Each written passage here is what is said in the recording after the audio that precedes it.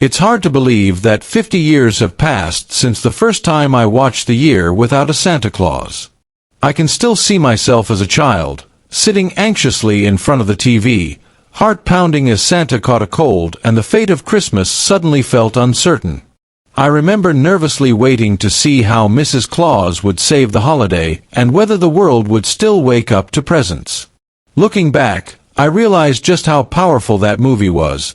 Powerful enough to make children like me truly believe Christmas could vanish if Santa sneezed too hard. But the older I grew, the more this film began to feel like a time capsule.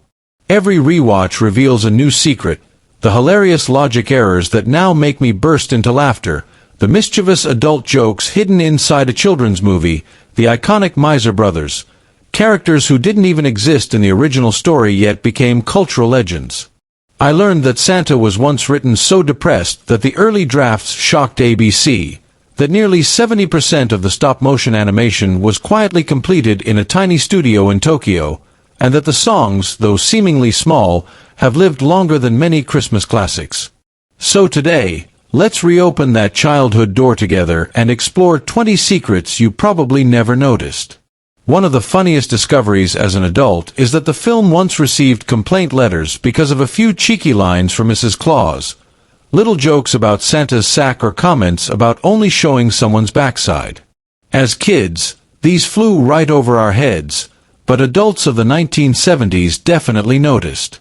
Then there are the legendary Miser Brothers, who weren't in the original book at all.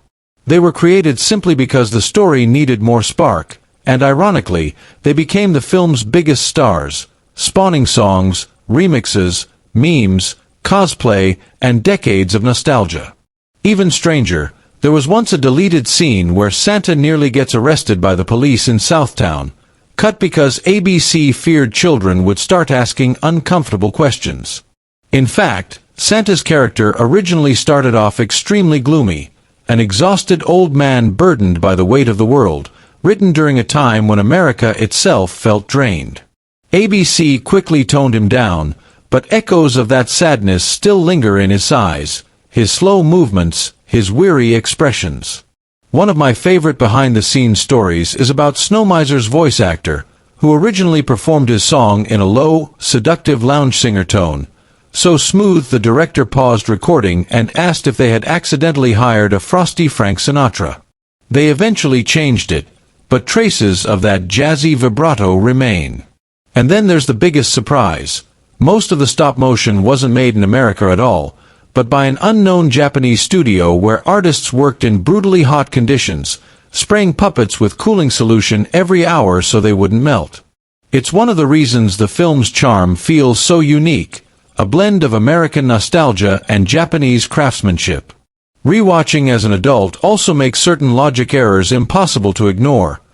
Laundry that freezes outside but turns magically wet again indoors, Santa getting diagnosed with near pneumonia, and the hilariously dramatic assumption that if Santa doesn't deliver gifts, then Christmas simply won't happen, as if December 25th itself takes orders from the North Pole. Even Southtown, the warm southern city in the film, was based on a real place, Oxford, Mississippi, where winter rarely brings snow but always brings hope. And it's funny to realize how Mrs. Claus keeps addressing the audience as though we're children gathered around a 1970s fireplace, even though most people watching today are adults who grew up with the film decades ago.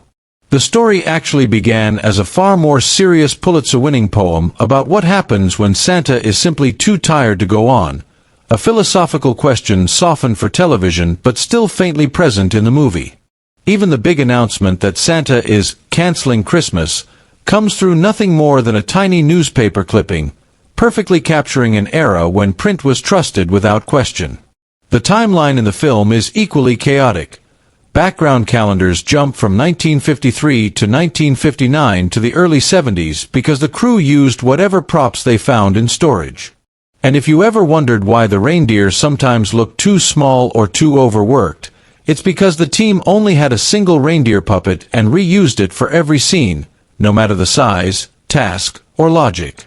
And through all this, the music remains the soul of the film. Songwriters Maury Laws and Jules Bass didn't just compose melodies, They created emotional identities for every moment. Santa's scenes feel melancholic, Southtown feels warm and breezy, and the Miser Brothers practically explode with Broadway-style energy. It's no wonder the songs still echo in people's memories long after the film ends.